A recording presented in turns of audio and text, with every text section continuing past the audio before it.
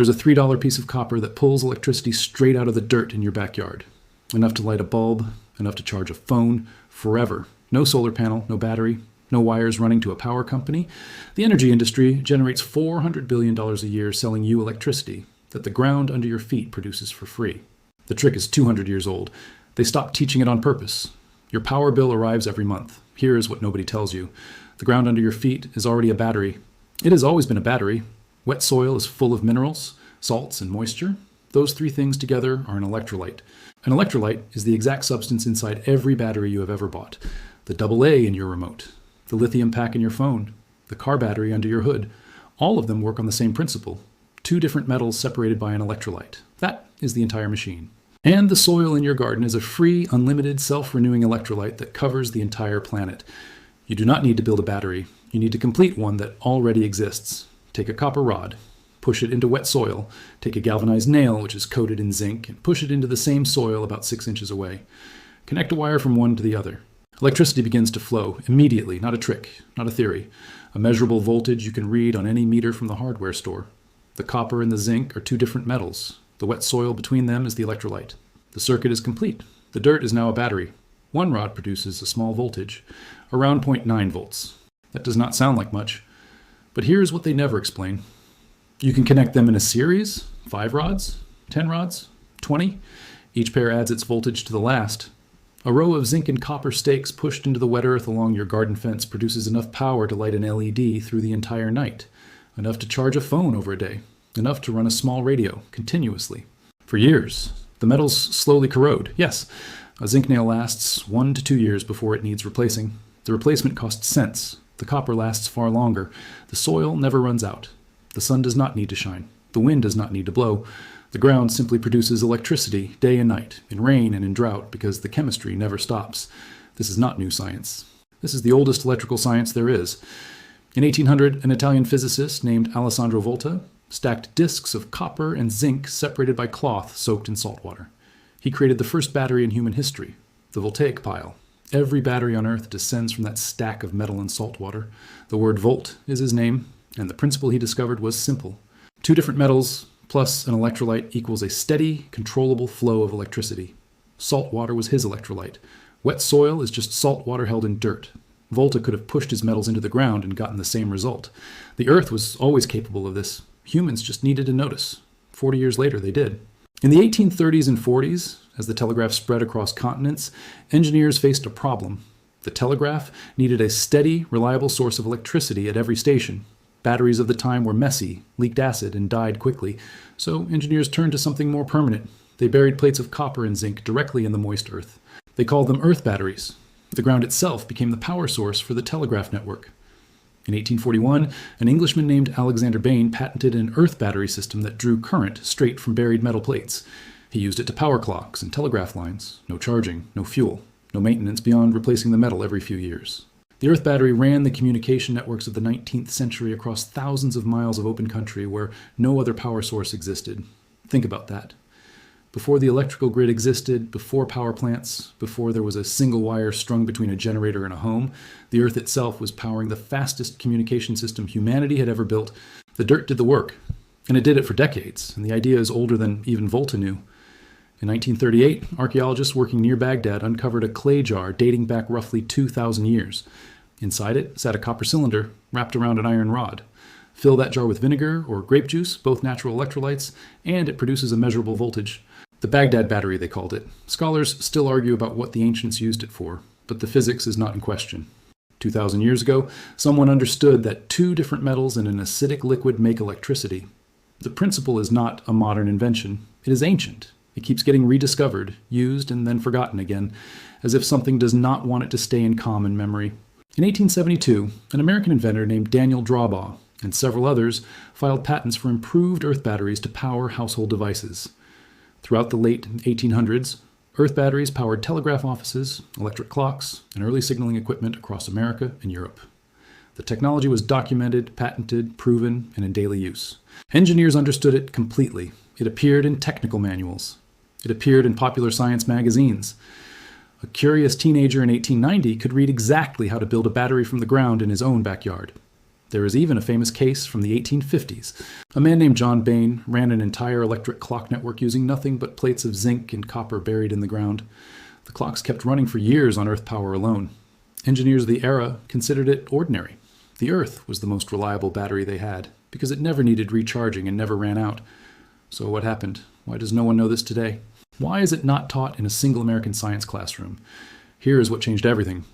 In 1882, Thomas Edison opened the Pearl Street Station in Manhattan, the first commercial power plant. It generated electricity in one central location and sold it to customers through wires. This was the birth of the electrical utility. And it was a fundamentally different idea from the earth battery. The earth battery gave power away. The power plant sold it. One of these models makes money. The other does not. Guess which one survived? The entire business model of the electrical industry depends on a single principle. You cannot make your own electricity. You must buy it from them. The wire runs from their plant to your home, and a meter sits in between counting every unit so they can bill you for it. That model generated billions. It built the largest corporations in human history. It electrified the world. And it had exactly one enemy. Any method by which a person could produce their own power at home for free without a wire to a central plant. The earth battery was that enemy. It was not banned. It did not need to be. It was simply allowed to disappear. As the grid spread, the earth battery stopped being taught. It stopped appearing in textbooks. It became a historical curiosity, a footnote about the telegraph, mentioned once, if at all, and never explained. Why teach children to pull free electricity from the ground when the entire economy was being built on selling them electricity through a wire? The knowledge was not destroyed. It was just left to rot in old patent filings and 19th century engineering manuals that no one reads anymore. An entire generation grew up believing electricity comes from the wall, from a wire, from a company you pay every month. Not one child in 1,000 has ever been told that the soil in their own backyard produces measurable electricity right now, the same way it powered the telegraph that connected the world. The power industry today is worth over $400 billion in the United States alone. The average American household pays around $1,800 a year for electricity. Every month, the bill arrives. Every month you pay for something the ground beneath your house produces for free. Not enough to run your air conditioner, no. The earth battery is a low power source, but enough to light your home at night, enough to charge your devices, enough to keep a radio running when the grid goes down, enough to matter when the power fails and everyone else is sitting in the dark. And here's the part that should make you angry. They know about it. Every electrical engineer knows the principle of two dissimilar metals in an electrolyte. It is taught in the first week of any electrochemistry course. The voltaic pile is in every physics textbook. But the application, the practical knowledge that you can do this in your own yard with $3 of materials, that part is never connected for you. The science is taught. The freedom it offers is hidden. They show you the puzzle pieces and make very sure you never assemble them. Think about how strange that is. Your school taught you about Volta. Your school taught you about copper and zinc and electrolytes. Your school may have even had you build a lemon battery in a classroom, sticking a copper coin and a zinc nail into a lemon to light a tiny bulb, everyone laughing at the little spark of electricity from a piece of fruit. And then the lesson ended. Nobody took the next step. Nobody said the words that matter. That same reaction works in the ground outside. That same reaction powered the telegraph. That same reaction could light your home. The lemon was a toy. The earth is the real thing. And the connection between the two was left for you to never make. That is not an accident of a crowded curriculum. The earth battery powered global communication for half a century.